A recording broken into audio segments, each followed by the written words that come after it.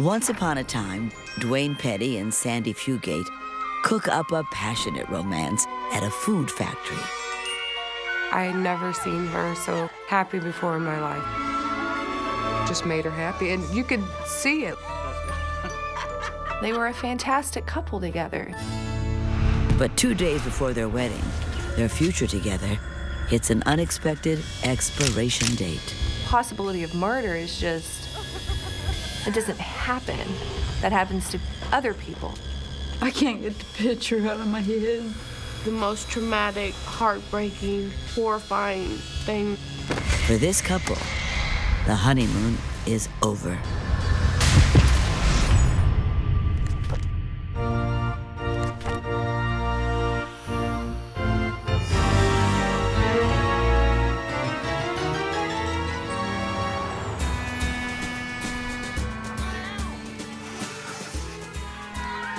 In Hannibal, Missouri, 32-year-old single mom Sandy Fugate models her wedding gown for her mom, sisters, and closest friends. Her first marriage didn't work out, so she's delighted to have a second chance at true love. I haven't seen Sandy that happy in a long time. She just had the glow in her eyes. She was all excited. She was ready to spend her life with him. She was like, it's real. I'm really getting married. This is really happening.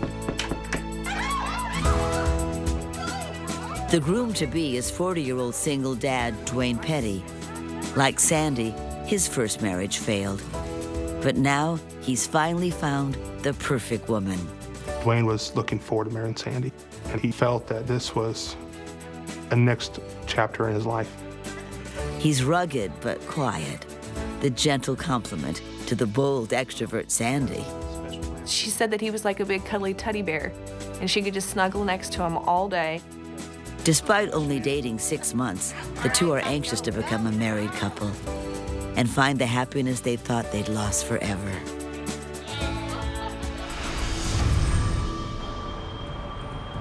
But just 2 days before the wedding, they become a couple in crisis. Dwayne's out of town at an appointment and calls Sandy's mom, Mary. He's worried because Sandy isn't answering her phone. And he goes, well, I'd appreciate it if you would go over and check on her. I said, well, yeah, I can do that. That's not a problem. She's surprised the front door is open. Sandy? So I walked around the house hollering her name, and I wasn't getting no response whatsoever. She sees the basement door ajar, and her mother's instinct kicks in. Something is terribly wrong. I just had this weird feeling. I finally reached the bottom of the stairs. Sandy? And turned around the corner, and there my daughter was laying on the ground with blood all over her. It's Sandy! Oh, God. Mary calls 911, begging them to come quickly. Sandy. She then calls Dwayne to break the horrible news. Dwayne. He's stunned and starts racing home. All alone, Mary stays beside her beloved daughter and prays. She was cold. Blood everywhere. This is a traumatic event for anyone to witness, but especially the mother, the one who brought this child into the world and raised her and loved her. It's hard to connect the terrible scene with the vibrant girl she gave birth to. Sandy grows up in Hannibal, Missouri. With her mom and sisters, they're a loving family of strong women. She was always a happy-go-lucky person.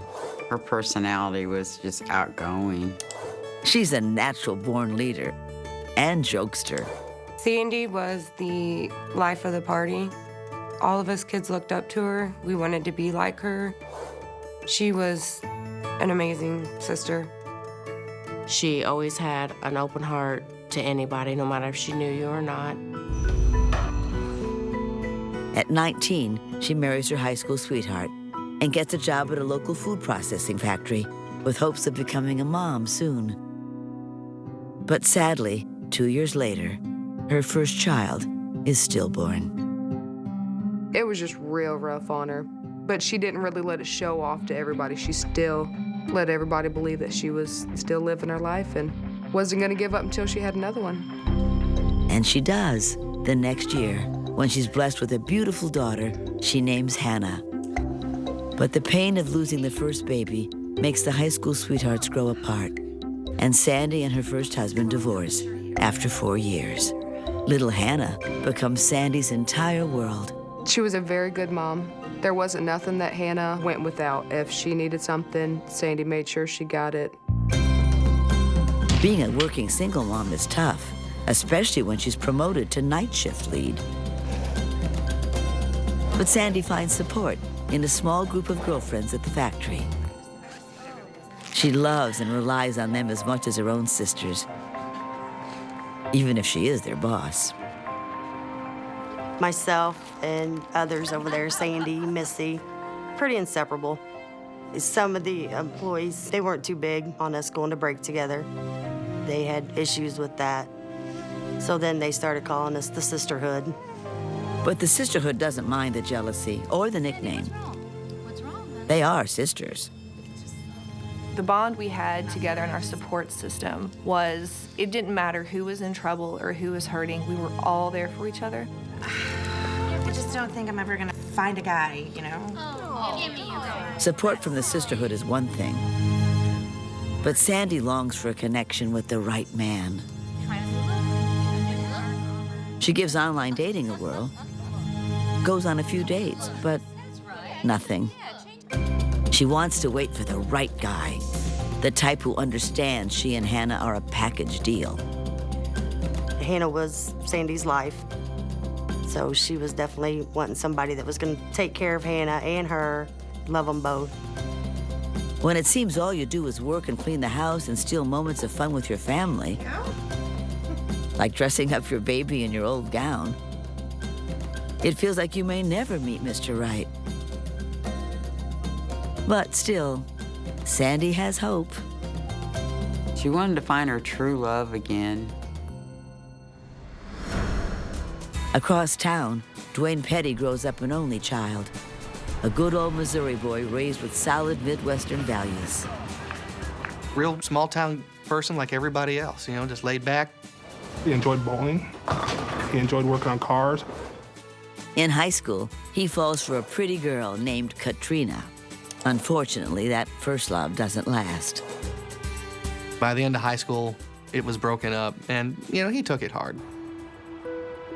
Not long after graduating, he meets a new girl, and a few years later, he finds himself at the altar. Dwayne eventually fell in love again. He had 2 kids.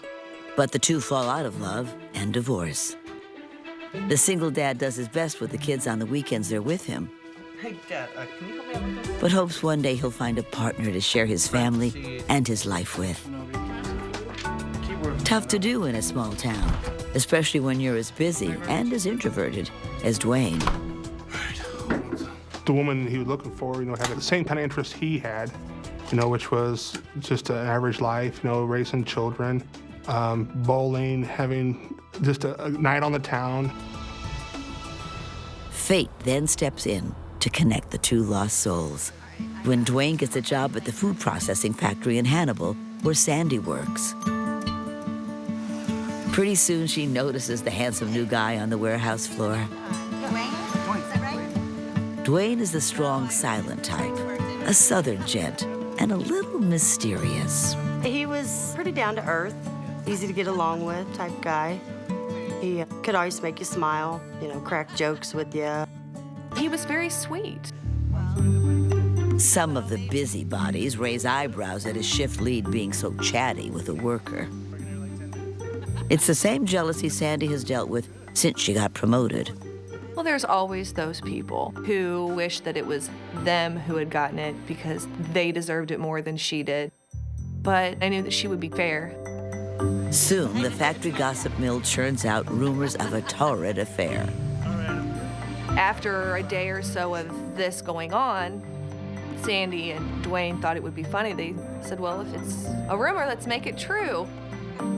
After a night shift, they decide to get breakfast together. It's a lark, just to give the gossipers something to talk about. What are you doing? Stop. Taking my bacon? Playing along with the work rumors by saying, oh yes, nudge, nudge, wink, wink, we are dating, actually gave the two of them some space to get to know each other. But unexpectedly, it's not all for show. They actually feel something powerful, an exciting, romantic spark. She tells me she had the best day she's ever had in her entire life. She was smitten. Their love story was just beginning. Now, 2 days before their wedding date, that fairy tale has come to an abrupt and bloody end. When police arrived at the scene, they found Sandy in a pool of blood, having been shot twice in the chest and twice in the head. I asked the officer, please help her. And he looked at me and he shook his head no. She was gone. There wasn't nothing he could do. Mary's world is shattered. Dwayne can't get home fast enough. And poor Hannah will be devastated forever. In this small town, the mysteries and the pain are just beginning.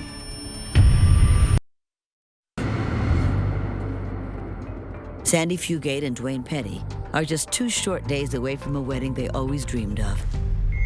When suddenly, the bride-to-be is found shot to death in her basement. Told of the shooting, Dwayne races home from an out-of-town doctor's appointment. The tragic news races through the small town and hits loved ones like a shockwave. My mama called me. Just all I could really get out of it was Sandy and a pool of blood. So I just took off running. When I first called Kim, she just said she's dead. I was asking her who, and then she told me it was Sandy. This was not just a bride being murdered in cold blood. This was a crime that affected an entire sisterhood. All these women were pieces of that bride. Sandy's family and her sisterhood friends from work, even her ex-husband, rushed to the crime scene. It's a stunning heartbreak. Who could have walked into Sandy's home and blasted away every dream of happiness she'd ever had? The initial theory by police officers was that there was a burglary that had gone wrong and ended up in a homicide. And there was initial evidence to kind of suggest this. The door was open, which would explain how persons could gain access to the house. Police processed the crime scene, looking for any evidence that points to who might have slipped in and killed Sandy. 2 hours later, Dwayne arrives, desperate to hear that his beloved fiancée is going to be okay. Unable to fully comprehend what everyone is telling him. He tried to keep going back in the house. The police department kept trying to hold him back. Sandy's loving sisterhood wrapped their arms around the devastated groom-to-be.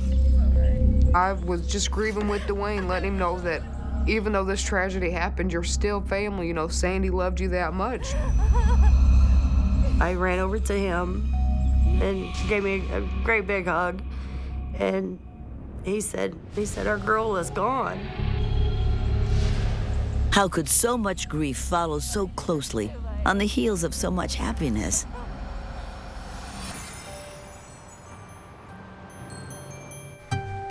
Six months earlier, Dwayne is falling hard for Sandy and for her little girl, Hannah. He really stepped in and showed Hannah love and everything. So yeah, Sandy did fall in, pretty quick.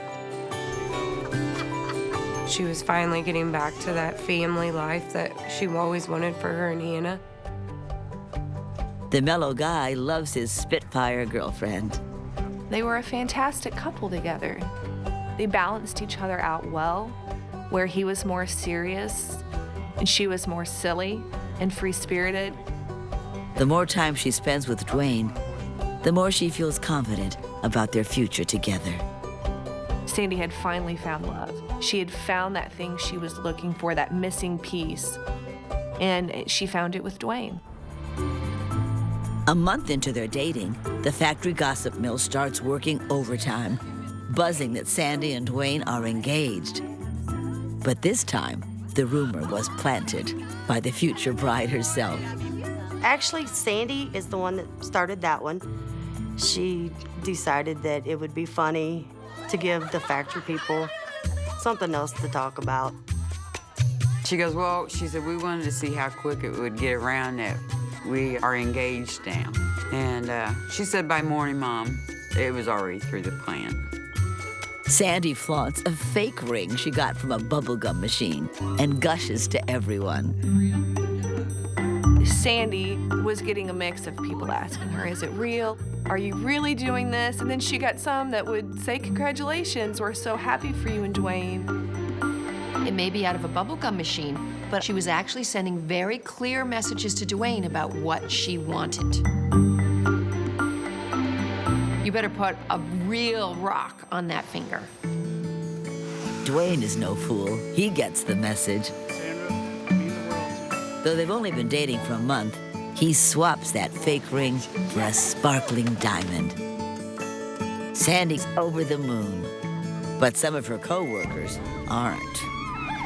Folks were kind of resentment to that because even though they didn't work directly with each other, he was involved with one of the bosses and had a connection up there.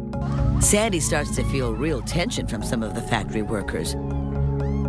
And even though Sandy's 100% sure about Dwayne, her friends and family can't help worrying about the fast track their relationship is on. Everybody's like, they're jumping into it awful fast. You know, they just started dating. But when your friend has been looking for love for so long, any reservations you yourself have, you just put them aside because your friend is so happy. Sandy can't wait to begin planning their special day. Sandy was so thrilled, she rushed to the keyboard. She wanted the whole world to know about her joy. She wanted everyone to see how happy she was, that finally she was engaged to a man that would create the perfect family that she'd always dreamed about. When she changed her status to being engaged online, everybody was congratulating her with these big smiley faces. But now, there will be no more status updates from Sandy. Those smiley faces have turned into unimaginable sadness for everyone who knew her. Murder is just kind of the farthest thing you think. It was heart-wrenching. I think my legs kind of gave out from underneath me because that's just not something you're expecting, and to be so blindsided by that, it's pretty hard. Examining the crime scene in the basement, police recover 4 shell casings. They're from a .22 caliber rifle. Sandy had been shot twice in the head, twice in the chest. The shooter wanted to make absolutely sure she was dead, but the rest of the house is undisturbed, strongly suggesting that the initial burglary theory doesn't add up. No evidence of a struggle is really evidence in and of itself, because it suggests that the person may have known their killer. Investigators test everyone, including Dwayne, Sandy's mother, and the ex-husband, for evidence of gunpowder residue that anyone discharging a firearm might still have on their hands. The samples will take time to analyze, so police ask for their alibis as well. Mom explains she was watching her grandkids. Dwayne says he was out of town at a doctor's appointment. And Sandy's ex claims he was at work. All seem like easily corroborated alibis, but each one must be thoroughly investigated. Police started looking at family members, exes, close friends, everybody that they could just examine, talk to, and eliminate and go through all that processing. As authorities work tirelessly to find Sandy's heartless killer, the answers to this mystery will lie in a startling betrayal and a hidden agenda. When sweet mom and bride-to-be Sandy Fugate is murdered just 2 days before her wedding, the crime scene suggests she wasn't killed by a stranger. So the police logically started looking at individuals who knew the victim to see if there could be some sort of a motive. In the first few hours, police asked Sandy's loved ones to come in and give formal statements. In the waiting room, the groom-to-be, Dwayne, collapses with grief. Dispatch, I need help in the lobby. It just seemed like out of nowhere, he was just having this panic attack. His heart rate was up a little bit. They called an ambulance for him. When Dwayne gets to the hospital, doctors ask police to delay talking to him. The stress could put his health at serious risk. First, Sandy dies, and now Dwayne's in the hospital. A couple ripped apart forever. When just months earlier, they were planning the ideal way to start their life together with a big, happy wedding. It's not the first for either, so they want it to be perfect. She's going to make it work this time. She's going to make it right this time. The doting groom arranges a fabulous Cancun honeymoon and helps with the big day decisions. To me, Dwayne was pretty involved. What the cake was going to be like, the colors of the wedding, who was going to be there. He would look at the magazines with her, and he was excited. He just wanted her to have whatever she wanted for the wedding. Sandy hops online time and time again to share news of her impending wedding day. She posted stuff online about how happy she was. It was a little gushy. Once they finally set a date, she did the countdown online. Every couple days, she would update, the countdown, how many days, hours that she had left until her big day. Now the pressure's on to finish the guest list. Dwayne decided to reach out to people from his past. He invited his ex-wife, a couple friends from high school. They both were able to reach out to people online that maybe they hadn't talked to, so it was an even happier occasion because now they were getting to see old friends. It's going to be so great. Everyone's coming together to celebrate their day. A few weeks after proposing, Dwayne leaves for a bowling tournament out of town, still excited about the upcoming celebration. But when he returns days later, his enthusiasm seems to have dimmed. She knows he was acting a little weird off and on, but she was just basically thought maybe it's just wedding jitters. Could the nervous groom be getting cold feet? She thought maybe there was some teasing going on, that he'd been married once before and it didn't work out and they were just giving him a hard time. Sandy decides to ignore it. After all, she's a little overwhelmed herself, planning a wedding while being supermom to Hannah. Sandy was nervous, but excited nervous. It was almost time, it was almost here. It may be happening kind of fast, but this is no thoughtless rush of passion.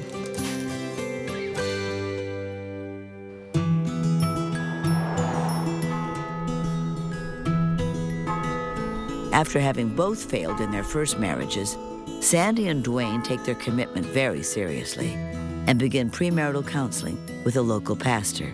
You're gonna fall into Dwayne's arms. I got you. They're both determined to make sure this union lasts. They seemed really into each other, and they seemed really comfortable with each other. Like, they've been together for a while. They were in it for the long haul and in it to make a marriage.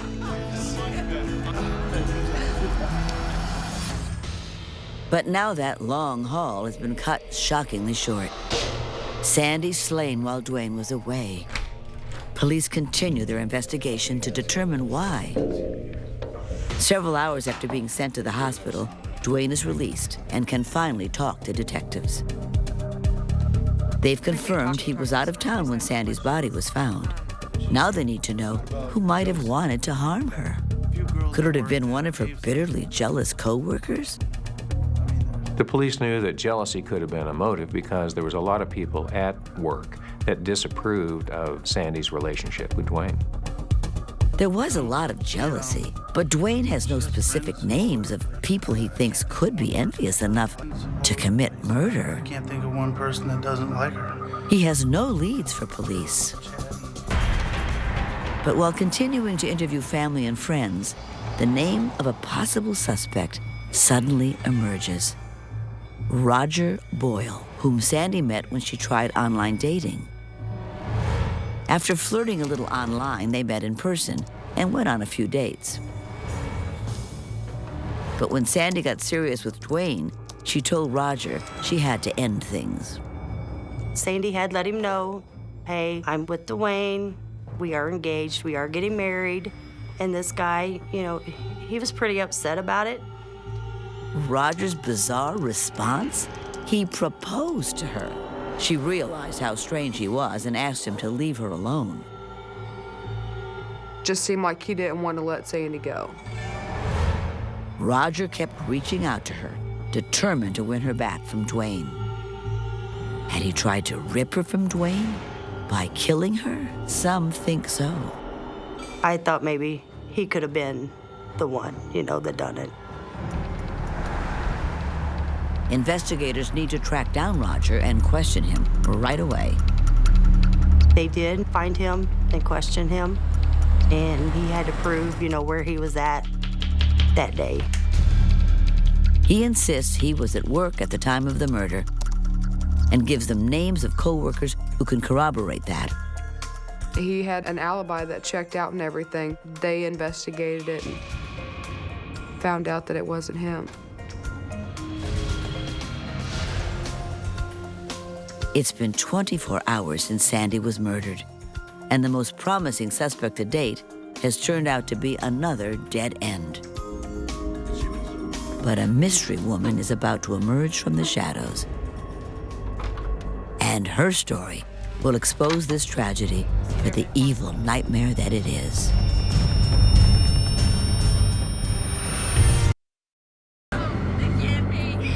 The day after the murder of Sandy Fugate, her fiancé Dwayne and other loved ones have to summon the strength to make funeral arrangements when they should be preparing for a wedding. Dwayne, which one of these dresses do you want Sandy married in? A panic attack has already sent the devastated groom to the hospital. I think she'd like that. Will the grief of this terrible turn send him back? Dwayne was very emotional. When we were planning with the funeral, he was still grieving that he had lost his soulmate. When he finds a photo of his late bride-to-be in her gown, it's just too much. And broke down, started crying. Oh, I didn't need to see this. I really didn't see this. He was visibly upset. He was crying. This is the beautiful bride. Look how beautiful she was. In their search for her killer, police have ruled out Sandy's possessive ex. And they haven't been able to ID a co-worker whose jealousy might have prompted the murder. Detectives dig deeper into the couple's history, hoping someone can think of details that might have seemed too insignificant to mention before.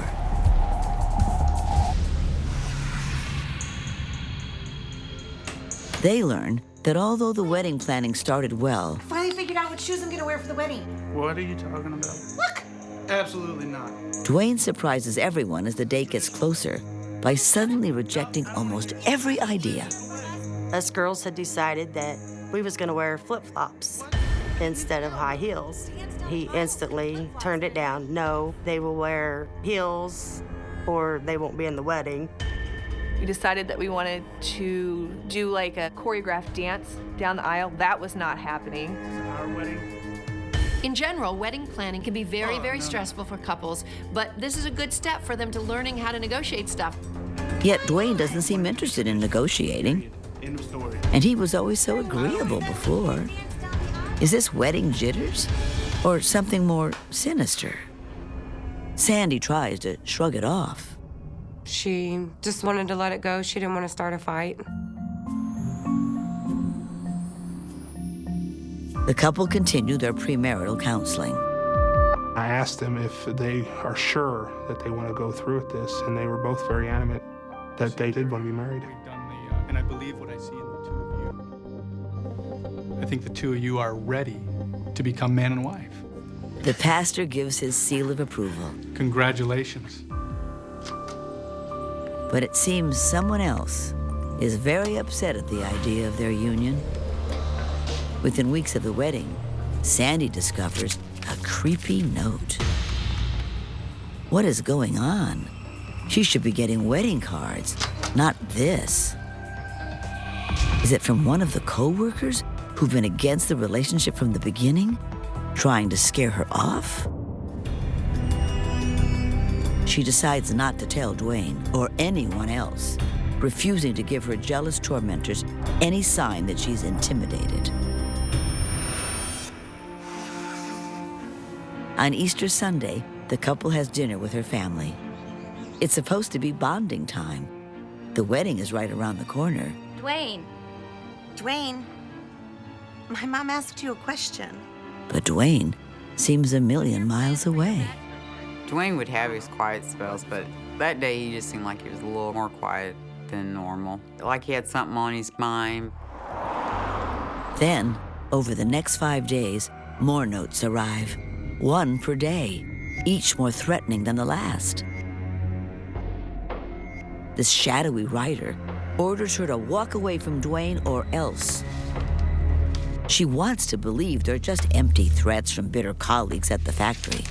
But Sandy can't silence the tiny voice inside her that's saying these notes may be from another woman, a woman who wants her man.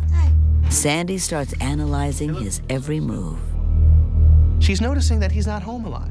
He's a lot different than what he has been and very distant. Is it possible he's having an affair, even as they're about to be married? It doesn't make sense. She can't believe her doting fiancé would ever be unfaithful. He seemed like he was so in love with Sandy, he'd never cheat on her. Sandy never tells anyone, not even her sisters, about the threatening notes. Maybe she wanted to have a fairy tale wedding, and nothing was going to stop her from that. Sandy tries to push her worries about her fiancé's attitude aside during her final dress fitting with her mother, sisters, and friends. But the truth is, she's brimming with anxiety. Those of us that really knew Sandy, you could tell there was something bothering her. On April 14th, 3 days before her wedding, Sandy finally confides in her maid of honor, Shauna, about Dwayne and his odd behavior. Honey, no. She asked me if I thought Dwayne may have been cheating on her. And I'm like, Sandy, no. I said, he loves you, way too much. It's really bothering you that bad. I said, maybe you should say something, to him, bring it up to him. She's like, no. She said, you're right. She said, it's just the wedding. I'm just nervous. But less than 24 hours later, the bride-to-be will draw her last breath. Then, the day after the murder, detectives receive a stunning new tip. A phone call came into the station from a woman who said that the police needed to speak with Katrina Stone, who was Dwayne's high school sweetheart, and she may know something about the murder. Detectives bring Katrina in and ask her about Dwayne and Sandy. And at first, she denies everything. She has nothing to do with it, is what she tells him. She knows nothing about anything and is just keeping quiet. But the more she talks, the more she stumbles. And it's soon crystal clear, Katrina Stone is hiding something. She was doing everything she could to avoid talking about the subject. But she's about to deliver one final twist that will break everyone's heart all over again. Investigating Sandy Fugate's murder, detectives interrogate Katrina Stone, the high school girlfriend of Sandy's fiancé, Dwayne Petty. They ask if she's had recent contact with Dwayne. Katrina's stories became increasingly inconsistent And this was a red flag to investigators that she was being untruthful with them. They grill her for hours. Finally, she breaks down with a startling confession. We have been having an affair for a while. They reconnected online around the time Dwayne and Sandy got engaged. It began as online flirting, then turned sexual. But there's more. I didn't do it. Who did it then? I'm pretty sure that he did. She says Dwayne told her he shot Sandy. Then he made Katrina get rid of the gun. She threw it in a river. And I can show you the gun case.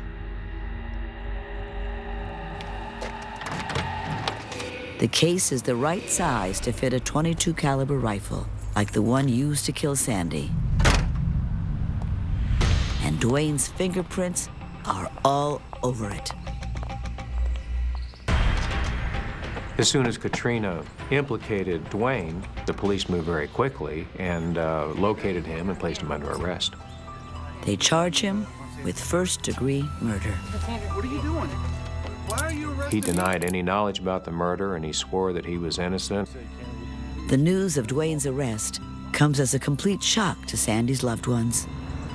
No one ever thought that Dwayne would be capable of doing that. In our minds, he was excited. He wanted to marry her. I lost it. I couldn't believe that he was in my home that morning, helping me plan everything. He acted normal.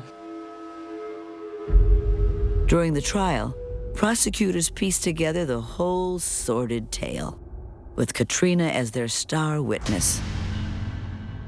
Katrina testifies that she and Dwayne began their sexual relationship in February, the weekend Sandy thought he went to a bowling tournament. She says Dwayne wanted to leave Sandy. He'd rather be with Katrina. But he was worried he'd lose his job, since she was his supervisor at the plant. He thought if he broke off the engagement, she'd string him up on sexual harassment charges. So the lovers tried to scare Sandy into calling off the wedding by writing and sending those threatening notes. When that didn't work, Dwayne decided the only safe way to get out of marrying her and keep his job was to kill her.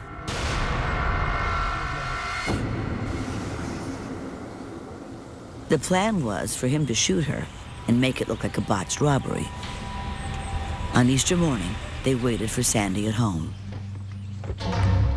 Dwayne planned to kill Sandy, then have Katrina shoot him in the leg to support the robbery story.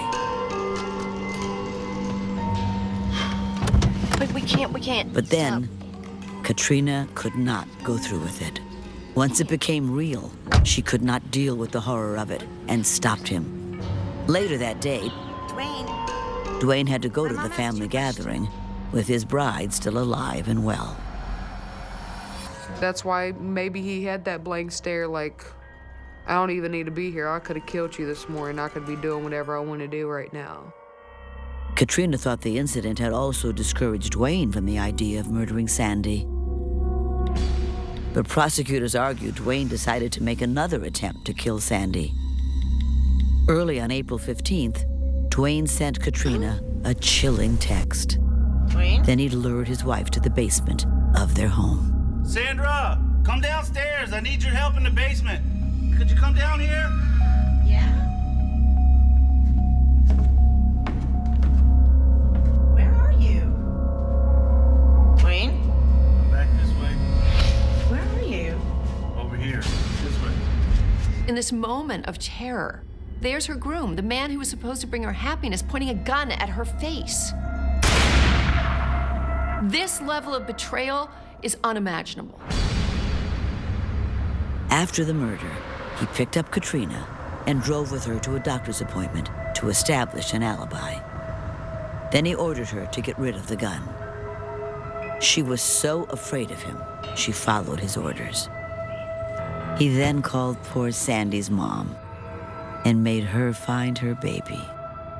It's one thing to be so evil and such a sociopath that you can murder the woman you're engaged to.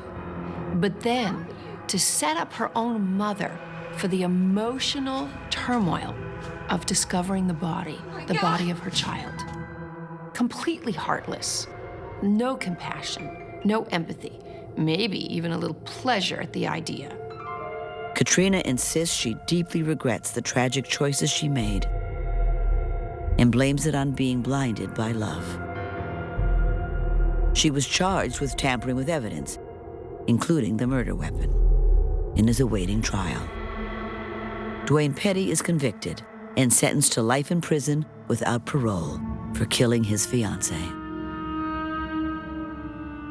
Dwayne's perception of this was that he had no voice and he had no ability to stop this wedding. We all know he could have easily stopped this wedding. He had to just break up with her. In some strange way, he felt like he had to kill her in order to get his own freedom. It's tragic.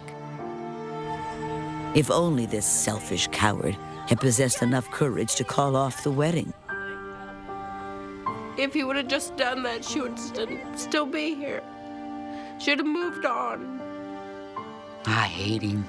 I've never hated so much one person as I do him. He didn't just destroy one life, he destroyed many. And he took away from something that we're never gonna get back. But a part of Sandy lives on in her young daughter, Hannah. To this day, Sandy's strong sisterhood of family and friends surround her with love and protection.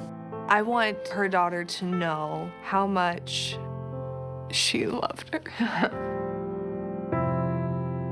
Oh, every time we see her, I tell her how much she looks like her.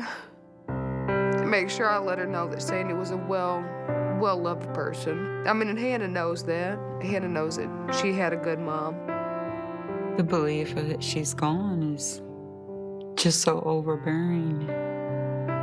To this day, I still wait for her to pop in the door. One more hug, one more kiss.